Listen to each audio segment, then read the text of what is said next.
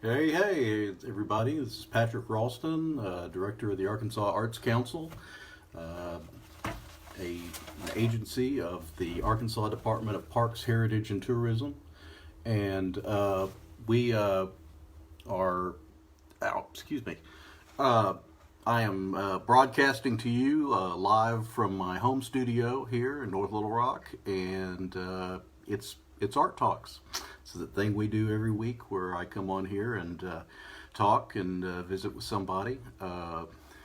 Somebody drops in and talks to us about the arts, what they're doing.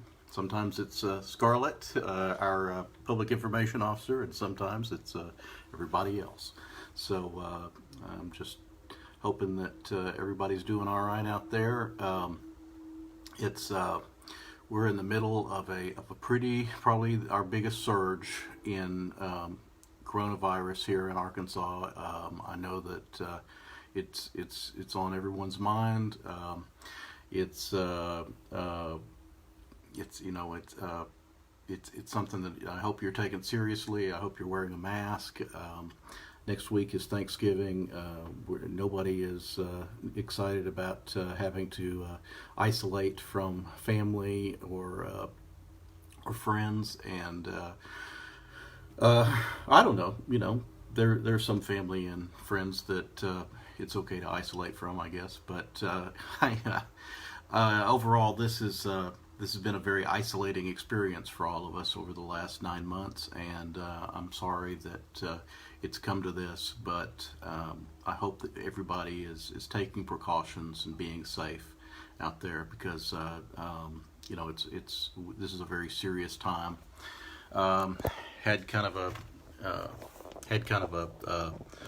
a false alarm myself, and had to get tested, but was everything was fine. But to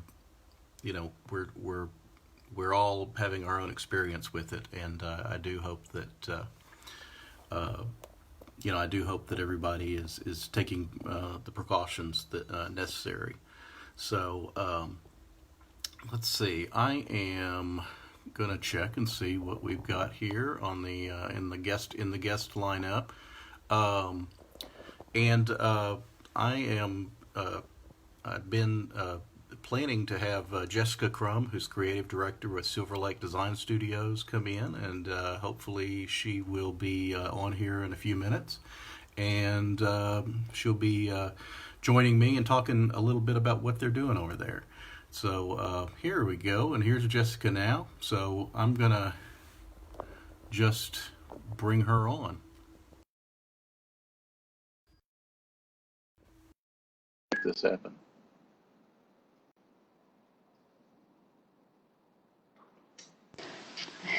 Hey Hey, guys. Jessica. How are you?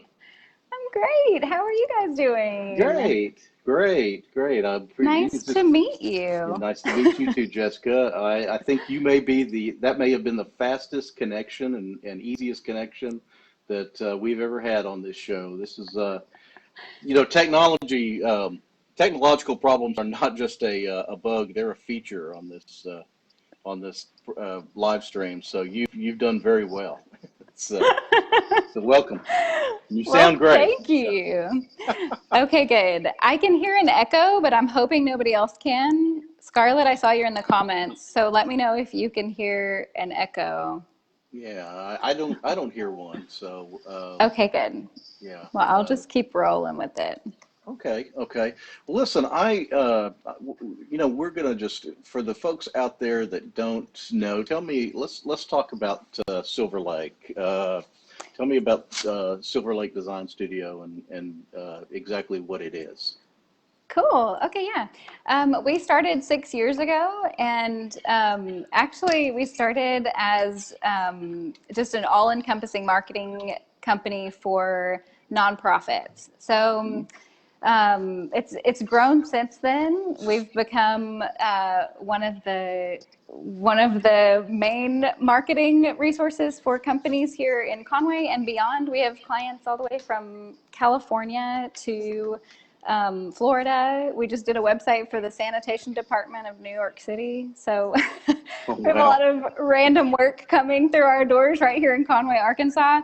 But we've refined our services in the recent few years to really focus in on branding and helping people to find their story and tell their story and find their voice. So we still do that through marketing services, but we're all about branding. Right. Okay. Okay. And so you're the creative director there, correct? Yeah, so I started it. I'm the owner and creative director, Okay. and we now have a team of 12. So I have another creative director also.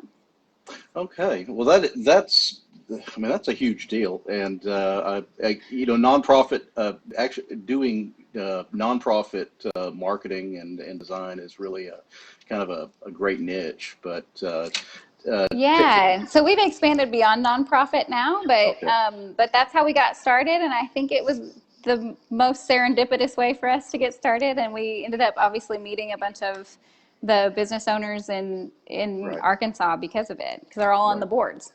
Okay. Well, that's tremendous. I tell me a little bit about your background. How did you get here? Okay, so well, this will lead into kind of the Creative Institute because Sure. my story is really what's inspired opening this institute. But I'll be honest with you, in junior high school, I took the aptitude test, and Hmm. they said you should be an occupational therapist. The test says you're a great candidate for occupational therapy. So I honestly just started pursuing that because I didn't know any better. I was Uh, from Pine Bluff, Arkansas, and didn't know that creative careers even existed, right. honestly. So I went to New York City because I knew I wanted to also do acting. So I go to New York and I'm looking at colleges.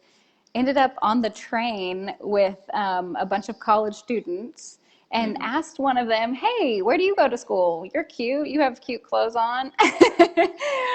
You look like my people." And she said, "Oh, I don't go to this college, the one I was touring." She was like, "I go to FIT." And I said, "What is FIT?" And she said, "It's the Fashion Institute of Technology." Uh-huh. And I'm from Pine Bluff. I had never heard of fashion design as a career. Right. So that interaction changed my life. Just hearing that it was possible and that someone was pursuing it who I had met. So I came back to Arkansas and I studied up on all the fashion schools and landed at the Fashion Institute of Design and Merchandising in Los Angeles. Okay. So I've been in fashion. I was in fashion design for the first 7 years of my career. And then honestly, we've got 2 kids. So moving back towards grandparents was a great move for us. We came back here 7 years ago, and that's when I started Silverlake. All right. Well, that's great. We're glad to have you back, and Oh, thanks. that's a great story. I well, let's talk about the institute. You said as you mentioned, there are the let's what have you got going on right now? Yeah, so the Creative Institute is really in the first phases of building. So we are working on curriculum, we are hiring instructors. I've got a program director in place. Our board has been built. So we're really building the foundations of the school right now. But the goal is that in January we will open enrollment Hmm. and we'll launch in the fall of 2021. So just the same exact schedule as the school year. Right. They'll start in August. But yeah, we're building the foundation right now. Okay. And who is it open to? So it's open to anyone ages 18 to 23 Okay. who's just interested in finding their niche and figuring out what they want to do with the rest of their life. Right. Like I said, I was in junior high school when I was told that occupational therapy was my career path.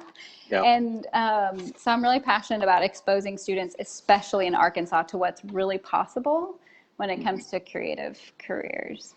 Well, I think that's something that, I mean, I've heard some interest across the state, in fashion design and the, both the technology and the creative side of fashion design. But yeah, it's really great to hear that we might have a place where we can actually focus, and look at that in a curricular way. So, I mean, what ultimately, what are you're looking to build kind of build a professional base for fashion designers in Arkansas? Well, my background's in fashion design, but now that I've been doing marketing for 7 years, almost 7 years. Right. I'm actually finding that the tools you need, honestly, in any career path are the ability to do good marketing. It Right. doesn't matter what your field. You have to know how to present your idea well, how to price your services, the Mhm. things that really lay the foundation for good marketing. So actually, fashion design is kind of an elective in the school, Okay. but the core disciplines will be photography, videography, graphic design, and storytelling, or Okay. writing. Okay. So yeah, so every student will be required to go through those four core apprenticeships Yeah. throughout the year. So it's much more of a holistic approach. Oh yes. Yeah, being able to express your creativity to as a photographer, I think photography is the ability to operate a camera and to compose a picture that conveys a story. I think is a Totally. huge and underemphasized skill among artists. Yeah. But I think that's great. So you're thinking next August is when you will actually, I That's guess. when our first cohort will begin. Okay, Yes. okay. And Yeah. is this centered around a physical facility, or is it Yeah, is so this I'm here right now in the studio, okay? and that's where that'll kind of be our landing place, but we Great, expect students to be on the field most of the time during apprenticeship. So right, they'll go with their photography instructor on a job, where they will learn to hold the camera, set up lights, etc. So when they come here to the studio, it will be for class time where they're learning entrepreneurial skills, how to price their services, how to right, set up a business. And we'll also have them doing project work throughout the year. So that's separate from the apprenticeships where they'll do projects to build their portfolios. hmm So by the time students graduate, they'll have a full portfolio with all the four of those creative disciplines represented in the portfolio. right, So that work will probably also be done off-site with clients that we'll right, help match them up with. right. So kind of like the world is your classroom in some Yeah, respects. That's totally. uh, I mean, what is the overarching need that really brought you to this point? With Yeah. yourself. Well, obviously, the first need is on the student side. I think Right, there's a real lack of exposure when it comes to creative career fields especially in the small towns of Arkansas. right, So we want to expose students to what's possible. And then on the flip side, there are students who want to go to film school and be a famous director in the next 3 years, and that's not realistic. And so we kind of want to expose students to what's realistic as right, well when it comes to creative careers.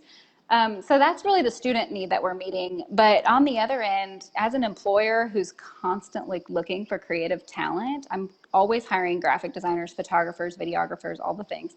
right. And I'll be honest with you, we're based in Conway and we have to look outside of Conway. We have to look outside of Arkansas a lot of times Yeah, because there's there's an assumption that creative careers aren't a thing in this part of the world and that you have to go to sure. Nashville or Los Angeles if you want to pursue a creative career. So talent is leaving Arkansas. And honestly, if they're sticking around and they've gone through a 4 year school, sometimes we have to do another 6 years, I mean, 6 months to a year of training before they're really ready to take on client work without, having their hand held. So Right. we're trying to alleviate that for employers also. And actually, we've been bringing in those potential employers to help us build the curriculum. So I've had the top agency owners in on the conversation while we're building this curriculum. So the people who are going to hire our students are helping us build it, which is so exciting. So they'll be also facilitators and mentors in a lot of ways. So we've asked them to partner with us in a few different ways, and that's the step that we're at right now is building this partner network. Right. So that we can funnel students into summer internships after the program. So that's part of what we're facilitating is a summer internship. So you'll be guaranteed a summer internship during the program. And we're partnering with companies across Arkansas to provide those. We're also asking that they just be open to looking at student portfolios, because it is huge to just get eyes on your portfolio. If you're a creative person and you want exposure, we're going to have hopefully dozens of companies looking at these portfolios when they get out of school. And then, we'll invite them to guest lecture. So they won't be like regular instructors, but we'll have them come and guest lecture and just tell the students, hey, this is what I'm looking for when I'm looking at videographers, or this is what I'm looking for when I'm looking for a project manager. I want them to have a creative, breadth of knowledge. That's something that actually one of my mentors, Rob from Eric, Rob, and Isaac, said this program would be great for the people who want to just be around creatives and work in a creative field, but aren't making the tangible content themselves. So people like project managers could totally benefit from understanding how the sausage is made, Exactly. Yeah, I mean, in so many fields, like an account, if you were an account manager in an advertising firm, it would be great having that holistic approach to create the creation and marketing of an idea and visualization is a tremendous advantage, but that's really exciting, and I mean it's great. I mean, I have a son who is a longtime videographer and an aspiring filmmaker, and so I know that I know about that end of the of the market.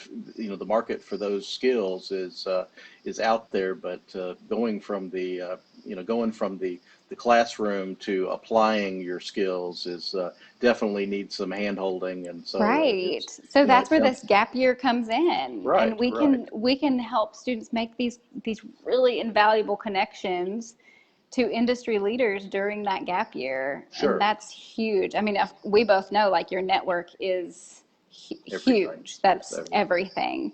And if you graduate with a film degree and you don't have any network, connections, it's going to be harder. It is, because it's all about connections in that business, and putting together a team, and well, that's that's really exciting. I'm a big believer in professional development. Our role as an arts council, state arts agency, is to provide more professional development and more marketing business opportunities for artists to monetize their creativity, and I think that it sounds like you're in the same business.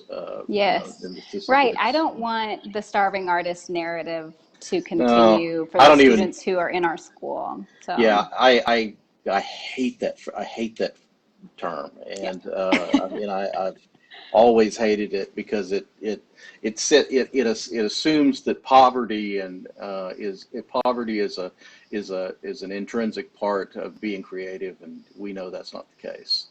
So, well, how has the pandemic affected the your planning and building of the institute? Has it set you back at all? Well, we're honestly doing a lot of virtual meeting, but it's actually benefited us in that when we meet with these potential employers for our students, we're meeting in an intimate setting. We're doing like 5 to 6 people at a time. And so we're having more productive conversations because the group is smaller. Right. So honestly, I think it's been okay. Obviously, if the pandemic continues through fall of next year, it's going to be a much different conversation. Right. Right. But we still do photo shoots and video shoots at Silverlake, and we keep it really safe, and we mask up, and we do as much as we can outside. Right. So I think it's still possible to do this kind of apprenticeship and instruction. If COVID is still, a thing in fall of 2021. So right now we're building as if it's not, but, come June or July, if we need to pivot some of the facilitation, we will.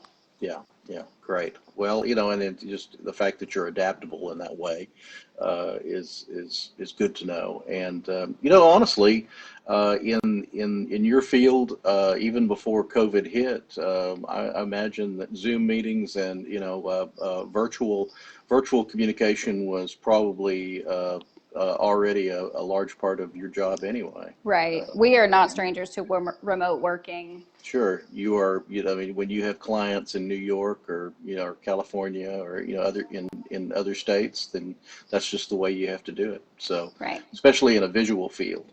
Yes. So, well, yes. Jessica, this is really exciting, and I know that Scarlett is publishing all your vital statistics here in the in the comments, but if you would go ahead and give us that website so that people can get familiar. Yeah, it's creativeinstitutear.org. Okay. And you can sign up to join our email list, and you'll be the first to know when early enrollment opens. And early enrollment, the application fee is only $35 to apply. And so you might as well get your application in early, because that fee will go up in March to $50. But we'll have more press releases and things to come. So just be looking out for that. Great. Great. All right. Well, Jessica, thank you so much for coming on today. And, like I say, your connection's amazing. It's, we didn't drop you or anything. So thank you so much. But good luck, and, keep in touch. We'll have you back again soon. And, as we get into next year and talk a little bit more. Awesome. I would love that. Before you kick it off. So. All right. Awesome. Thank you. Take care. Have happy holidays. All right. You too. Bye-bye. Bye-bye. All right. That was cool.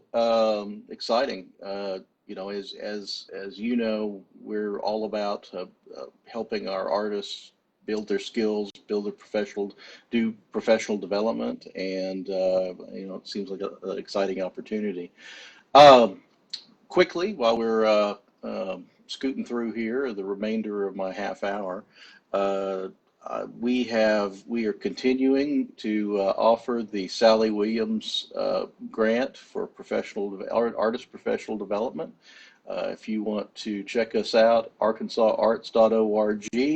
Go to it's up under the grant programs, and the Sally Williams grant is designed to do exactly what I'm talking about, and that is to assist an artist in pursuing either honing skills in your discipline, or pursuing skills that allow you to do business in the business of arts. We are all about the creative economy here at the Arkansas Arts Council, and equipping you to have the skills to monetize your creativity is something that is very important to us. We don't teach art classes, but we do want to teach you how to be productive and profitable in your creativity. And I know that we have. Here we go. Yeah, the link to the Sally Williams grant has actually just been posted in our comments here, and so you could definitely check it out. Let's see. We're coming into the holidays. Of course, we have Thanksgiving next week, and so this is a time when a lot of us. Because a lot of us are between projects, between programs. We Right now, we do have all of our grants, our collaborative project support grants, our general operating support grants, and our arts and education grants that will all start in July of 2021.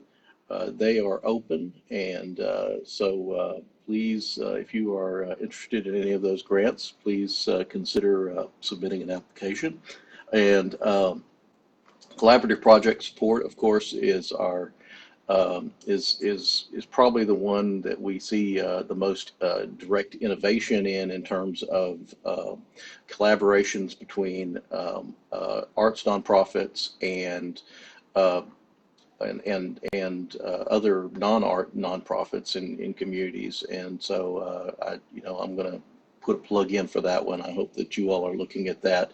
If you if you have a unique and innovative collaboration that you'd like to propose funding for.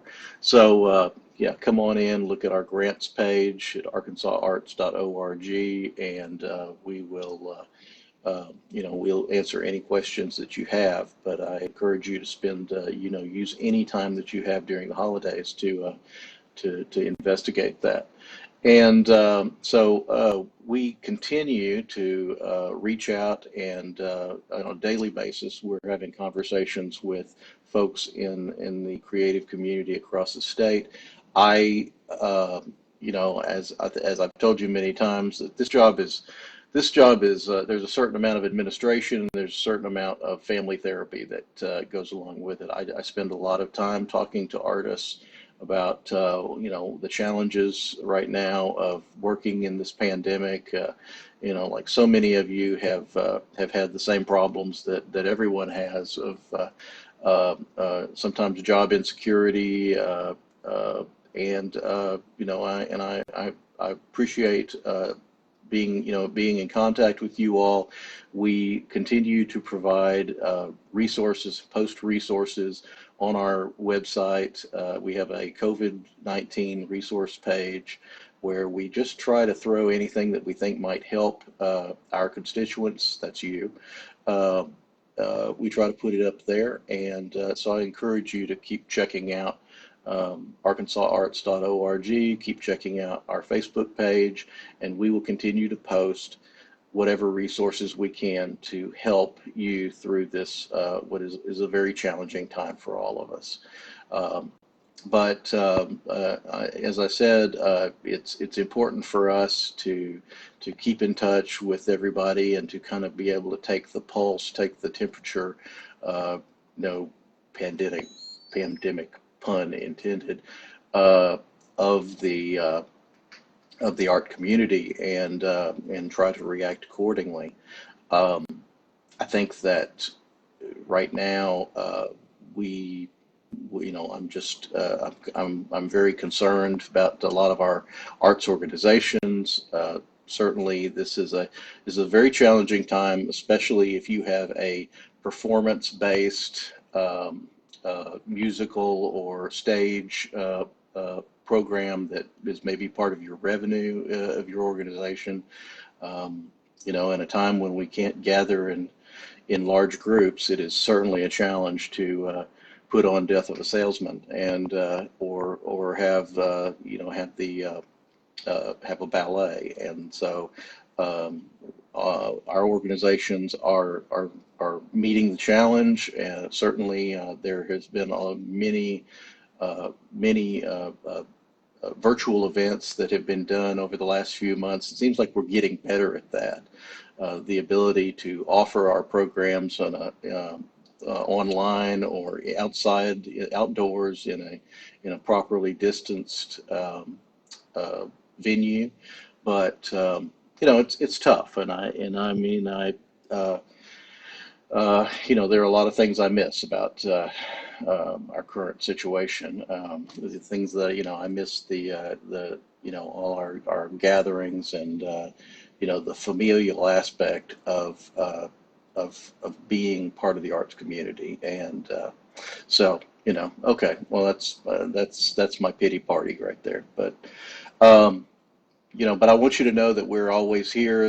Your staff of your Arts Council, we are on the job 40 hours a week at least, and even though we are in the office only about a third of that time, the continuity of our operation is such that we are on duty. This is still for all of us a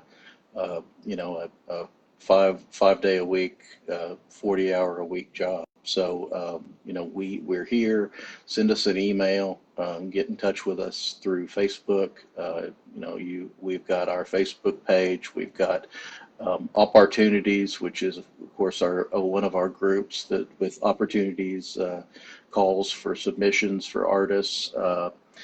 And in our arts and education group, but seriously, keep in touch with us. I think that communication, I think that community is very important for all of us in the art community right now. And I promise that any opportunities that I find, anything that I think is might be helpful to you as our constituency, certainly we will try to push it out to you and get whatever help we can out there. We won't be doing ARTalks next week because it's Thanksgiving, and so we will be having Art on Arkansas, and that's Drika Morning is of course our arts and education program manager at the Arts Council. Drika is, if you haven't checked her out, Drika is amazing. A published poet and just a force of nature, and so check her out next week. She'll have yet another pre-Thanksgiving interview, and I think that Drika is really one of our best assets, and she's really bringing on a lot of interesting creative people in her bi-weekly interview show. So anyway, I forgot. Thanks, Scarlett reminded me. Next week it's going to be Ebony Blevins, who is a multi-talented artist, photographer. And she's going to talk about her work on the mural project on 7th Street here in Little Rock, and just kind of talk about the state of the arts in Arkansas. But yeah, I am so excited about that, and we got a lot of stuff going on that's really tremendous. I'm going to try to, honestly, I'm probably going to try to spend some of my downtime over the holiday doing some, creating some stuff myself. One of the problems with this job is that you spend a lot of time with, with so many amazing artists, but it's hard to find the time to do your own art. And so I'm kind of committing myself to doing that, little self-therapy there. Anyway, I hope everybody's okay. Like I say, it's kind of a scary time out there, but put a mask on. If you have to go out, be careful. And though I hate to say it, this is probably the year that you want to act on that impulse to not be around your family, or at least not as many of them over the holiday, and because this is serious stuff, folks. I can say it's scary, and the coronavirus is hitting home for a lot of us. So anyway, take care, keep creating, and keep in touch, and check out Drika next Wednesday. But other than that, y'all just take care. Be careful. Bye-bye.